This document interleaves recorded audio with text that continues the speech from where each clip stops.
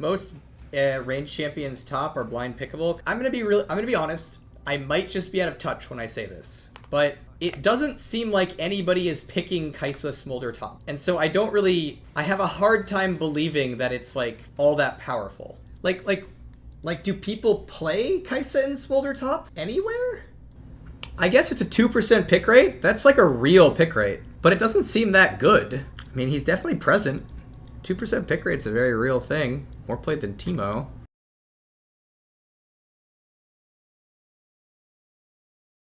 A ton of high MMR streamers are talking about how OP range top is. I guess the question I'd ask is like, so let's say it's OP, which it might be. Like, is the issue is that it's not fun to play against VAYNE in the rare case that you run into her? Like, is that the complaint? Because, like, I agree with that. Like, VAYNE's not super fun, but, again, we're not going to just, like, try to delete her completely from top lane. You just need to make sure she's, like, relatively balanced. Because, like, if you're like, I don't like playing against QUINN, I'm like, I get that. Like, is the issue that range champions are going top lane and building tank? Like, what is VAYNE building right nowadays when she goes up there? Like, if someone's saying it's not fun when she's tanky, she's going top lane and she's building Blade of the Ruined King, Trinity Force. So she is getting kind of tanky with Trinity and Terminus. So, okay, yeah, that is pretty tanky. So maybe that's what's going on. Is like you can go top lane with some of these characters every once in a while and get like really tanky with things like those types of items. That sounds like it might be an issue. That sounds kind of scary, honestly. Don't know if that is ideal. Legit give VAYNE more range or remove the true damage. I'm going to be very honest with you. We are not going to remove VAYNE's % health true damage. That is kind of the point of that character. That's like very much the point of that character. If VAYNE is able to build too tanky, what is likely going on is she is not reliant enough on the other scalings in her kit. She is not reliant enough on the scalings that are offered by the AD carry item system, right? So like as an example, if VAYNE is able to build too tanky, we could do, here's an example of something we could do. We could actually give her more health per level, no joke, and then we could significantly nerf the attack speed she gets per level, or the AD she gets per level, as an example. So it's like, hey, if you're building tanky, you're not going to be able to attack nearly as fast. That's something you can do to that. So there are things we can do if VAYNE's building too tanky that, you know, force her to build more attack speed or more AD. Like, there are things we can do to say, like, hey, you're a lot worse if you don't have some crit in your build, if we wanted to do that, right? But removing true damage is a very first-order solve. Most range champions top are blind pickable, Kai'Sa, Smolder. I guess my challenge, and I'm gonna be honest, I might just be out of touch when I say this, but it doesn't seem like anybody is picking Kai'Sa Smolder top. And so I don't really, if a thing is just completely non-present at all levels of play, I have a hard time believing that it's like all that powerful. That kind of sounds to me like confirmation bias of like, I played against it once and it was dumb and therefore it's taking over top lane. Like I could see that happening, but like do people play Kai'Sa and Smolder top anywhere? I guess it's a 2% pick rate. That's like a real pick rate. But it doesn't seem that good. It seems like fairly bad. Maybe in lower MMRs it's better? 48? It seems pretty bad for Smolder. Maybe it's fine though. 48 is like deep. Maybe it's better in high MMR? Maybe he's popping off up there. I mean, he's definitely present. 2% pick rate's a very real thing. More played than Teemo.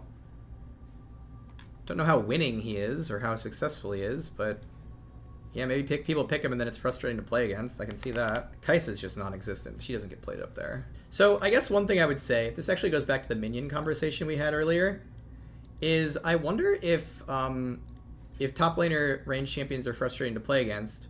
One of the problems is that minions are supposed to beat the crap out of them. You know, the durability update added armor and health to people, and one of the results there of that whole thing is if VAYNE or Smolder or Kai'Sa or whoever is auto-attacking you and beating you up as a melee, they're not taking nearly as much retaliation damage. But I guess I would say if the conversation is range champions are frustrating to play against as a melee in top lane, I get that. I totally get that. I do wonder if there's some things that we're supposed to do, especially in the early game, to melee champions or like minions or whatever, that makes that a more equitable experience.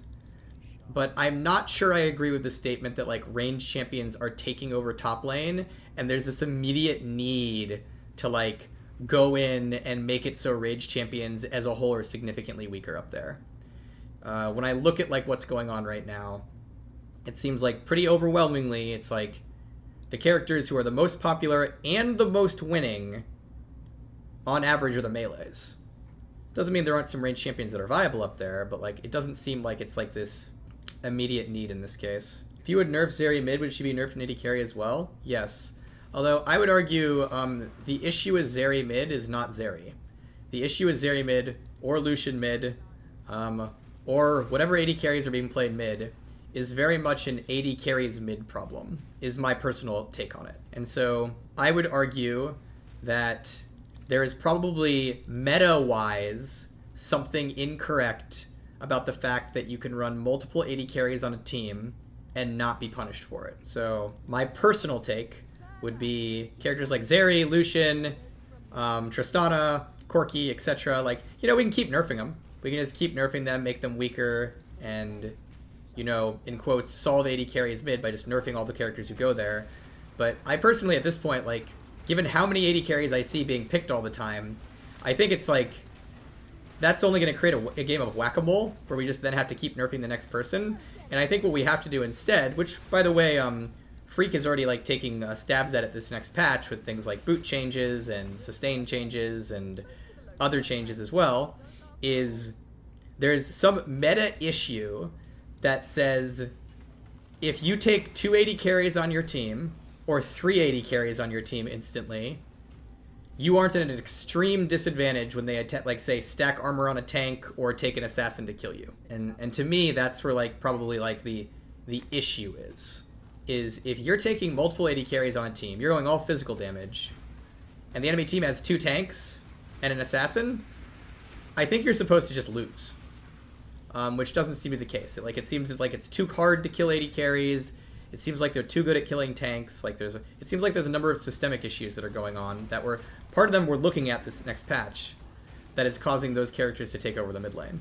And so I personally don't know if the solution is nerf Tristana and nerf Corki again, and then nerf Lucian, and then nerf ZERI, and then nerf Smolder, and then nerf whoever replaces them, right? Like, that might be the answer. Like, you know, that might be the thing to do, but I wonder if there's something else going on there, meta-wise. Because historically, I want to, like, note, historically, the reason AD carries mid historically have been bad is having multiple AD carries on your team historically has been a losing strategy. Historically, having multiple AD carries on your team... Now, this isn't always true. You know, obviously in Pro, we've had metas where Lucian or Tristana have been there. Like, so it's not, like, always true. But historically, in many metas in League of Legends, one of the things that keeps AD carry mids down, and honestly keeps characters like VAYNE top down as well, is that if you take that team comp, your team is at a disadvantage because you have 2 AD carries on your team. Which means tanks are going to be better at you in certain ways, and it means tanks are going to be better than your team in certain ways, and it means assassins are going to feast on your team because you have less of a front line, less utility, more squishies, things like that. AD carry mid end used to be incredibly vulnerable to ganks on the old map, and if you played forward and for plates, they were easily punished. You know, that's another good note, right? So the map changes we did, a lot of them were about actually making the lane playable for mages, because mages were also like very, very like vulnerable to ganks. But that's another possible like outcome, is maybe it's just a lot easier and safer for AD carries to lane now because they can push up to your tower and not have to worry about getting ganked if, like, you know, especially when piloted by a very good player.